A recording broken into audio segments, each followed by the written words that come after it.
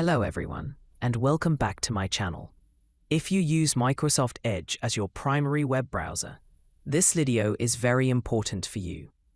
I'll explain how to check your current browser version and how to quickly update Edge to the latest version. Knowing the current Edge version is essential, especially if you're trying to troubleshoot issues, check compatibility with add-ons, or ensure your browser meets the system requirements for certain web applications. Before we begin, make sure your internet connection is active, as the browser needs to connect to Microsoft servers to check for updates. After opening the browser, click the three dots in the upper right corner to open the Settings and More menu. From the drop-down menu, select Settings. From the Settings page in the left sidebar, click About Microsoft Edge. Once that page opens on the right side, you'll see your current Microsoft Edge version displayed at the top. With this way, you can check which version of Edge is currently running on your computer, and if a new version is available, a new update will appear below the version. Click the Download and Install button.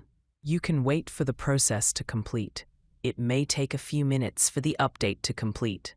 I'll speed up the video to get a faster update result. Sometimes the browser automatically starts checking for any available updates and downloading them in the background. After the update process is complete, if you download and update, a prompt message will appear, usually saying to finish the update, restart Microsoft Edge, so click the Restart button. The browser will quickly close and reopen, and you'll now be using the latest, most secure version.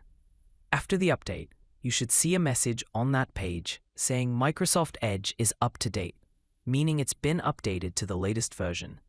Updating Edge is very important, as each update includes security fixes, performance improvements, and new features that help you browse faster and more securely. By following these steps, you can easily find out your current version of Microsoft Edge and ensure it's always up to date.